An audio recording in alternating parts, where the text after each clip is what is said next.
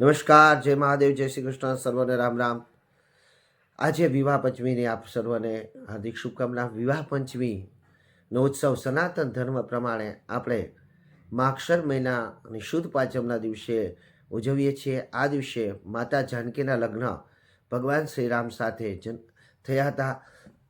આ દિવસને ભારતના ઘણા બધા રાજ્ય અને ઘણા બધા સ્થળોએ ધામધૂમથી ઉજવવામાં આવે છે. અને સાથે સાથે આજે અયોધ્યાની અંદર જે નૂતન ધ્વજારોહણ થઈ રહ્યું છે તે પણ સર્વ સનાતની ધર્મ માટે ખૂબ જ આશીર્વાદરૂપ ગણી શકાય. આજના દિવસે નેપાળની અંદર પણ ભરતપુર છે, જનકપુર છે, ત્યાં પણ જ્યાં માતા જાનકીનું માવતર છે એવા જનકપુરની અંદર ખૂબ જ ધામધૂમથી આ દિવસને ઉજવવામાં આવે છે. અને આપણે પણ ધામધૂમથી આ દિવસને ઉજવવો જોઈએ.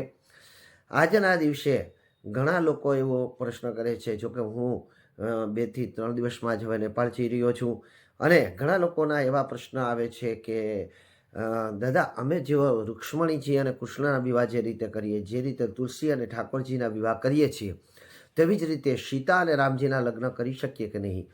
હા, આપ સીતા અને રામજીના લગ્ન કરી શકો. ઘણા બધા રામના મંદિર છે, ત્યાં આ દિવસના વિશે સીતા અને રામના લગ્ન થાય છે અને એને પણ ધામધૂમથી ઉજવવામાં આવે છે. ઘણા લોકો સમય પહોંચે છે કે કયા સમયની અંદર રામ અને સીતાના લગ્ન થયા હતા. તો અહીંયા આપણે કોઈ પણ રામાયણ લઈ લ્યો, વાલ્મીકી રામાયણ લઈ લ્યો, વશિષ્ઠ રામાયણ લઈ લ્યો કે તુલસીદાસ રચિત કોઈ પણ રામાયણને લઈ લ્યો, પરંતુ જો આપણે જોવા જઈએ તો અહીંયા માતા જાનકીના ભગવાન શ્રી રામ સાથે લગ્નનો ઉલ્લેખ મળે છે, પરંતુ સમય મળતો નથી. પરંતુ જે આપણે પુરાણોને અધ્યયન કર્યું છે, અને રામકથા પણ, મારી પણ રામકથા યુટ્યુબ ઉપર છે, મેં પણ રામકથા પણ હું કરી ચૂક્યો છું. અને અત્યારે એમ માનો કે તમે કોઈ પણ પુરાણ આપો તો દરેક પુરાણ હું આપની સમક્ષ કરી શકું છું.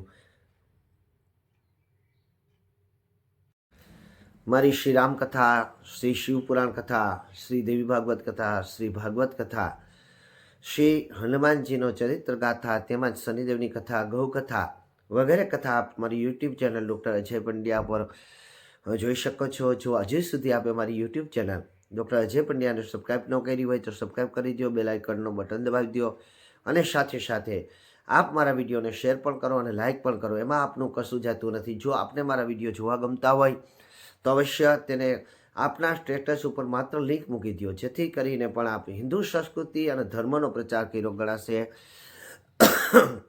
અને સાથે સાથે એવા વિડીયો જો આપ કોઈ પણ જોવા માગતા હોય, અથવા તો કાંઈ પણ વિશે આપને પ્રશ્ન હોય, સનાતન ધર્મ વિશે પ્રશ્ન હોય, તો આપ મને કોઈ પણ પ્રશ્ન કરી શકો છો, હું આપનો ઉત્તર અવશ્ય આપીશ.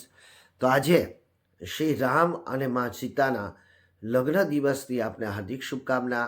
અને આ વિવાહ પંચમીને ખૂબ ઓછા લોકો આપણા રાજ્યની અંદર ઓળખે છે. આથી કરીને મહેરબાની કરી અને આપ શ્રી રામ રાજ્ય જો આપણા દેશની અંદર લેવું હોય તો આપણે આનો પ્રચાર કરવો જ જોશે. અને આ દિવસનો પ્રચાર કરવા માટે મારા વિડીયોને શેર કરો. સર્વનું કલ્યાણ થાવ. ભગવાન શ્રી રામ અને સીતાના લગ્ન જે લોકો કરવા માગે છે એ મધ્યાહન કાળની અંદર અથવા તો ગૌધુલીની અંદર કરી શકે છે. સર્વનું કલ્યાણ થાવ. જય મહાદેવ, જય શ્રી કૃષ્ણ, સર્વને રામ રામ.